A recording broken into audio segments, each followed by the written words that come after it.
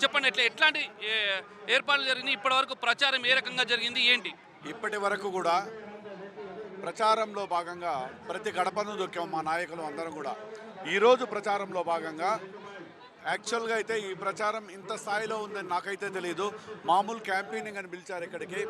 వన్యకుల క్షత్రియులు అంటే బీసీల్లో ఇక్కడ మేజర్ కమ్యూనిటీ వాళ్ళందరూ కలిసి చిట్ట చివరి దశకు వచ్చింది కాబట్టి, కొద్ది గంటలే సమయం మిగిలింది కాబట్టి మా వంతుగా మేము డిఫరెంట్ టైప్ ఆఫ్ వేలో మేము ప్రచారం చేయాలి అని నిర్ణయించుకున్నాం.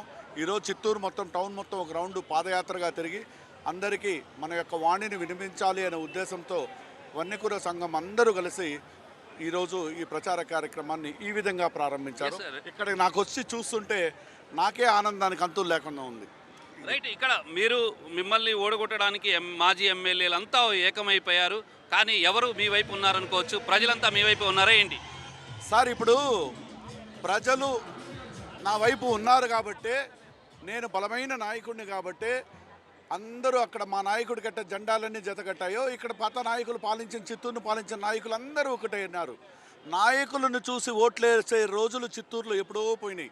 చిత్తూరులో ఈరోజు ఎవరు అప్డేట్లో ఉన్నారు, చిత్తూరు ప్రజలకు ఎవరి అందుబాటులో ఉండి చిత్తూరు ప్రజల ప్రయోజనాల గురించి ఎవరు ఆలోచిస్తున్నారు అనేదే చిత్తూరు ప్రజలకు ముఖ్యం. కానీ గతంలో నాయకులు ఏమో చేశారంటే ఆ నాయకులు చేసిన పాపమే ఈ ఊరికి పెద్ద శాపం.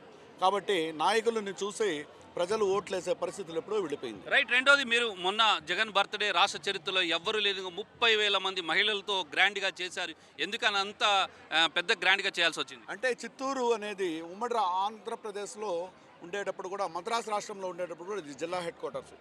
అటువంటి చిత్తూరుని ఈరోజు మనుగడ కోల్పోయింది కాబట్టి మా నాయకుడి దృష్టిలో చిత్తూరు అంటే ప్రత్యేకమైన స్థానం కావాలి కాబట్టి ఈరోజు చిత్తూరుకి తరువాత సీఎంగా ఆయన ప్రమాణం స్వీకారం చేసిన వెంటనే చిత్తూరుని ఇది చిత్తూరా లేదంటే బెంగళూరు సిటీనా లేదా తిరుపతికి ధీటుగా అభివృద్ధి చేయాలి అన్నప్పుడు మా నాయకుడి దృష్టిలో చిత్తూరు అంటేనే ఒక ప్రత్యేకం కావాలి కాబట్టి నేను దానికోసమనే చేశాను. కానీ నేను ప్రత్యేకించి ఎమ్మెల్యే అభ్యర్థిగా అవుతానని మాత్రం చేయలేదు. 4-5 సంవత్సరాల నుంచి మాత్రం మీరు ఇక్కడ మసీదులకి తోఫాలు ఇచ్చారు, ఇప్పుడే చెప్తున్నారు తోపుడు బండ్లకి ట్యాక్స్ కూడా మీరే పే చేస్తున్నారు గత 5 ఏళ్లుగా అని చెప్తున్నారు. ఎందుకని? అంటే మీరు ముందే ఊహించారా ఇక్కడ ఆర్ఎన్ శ్రీనివాస్కి టికెట్ రాదని?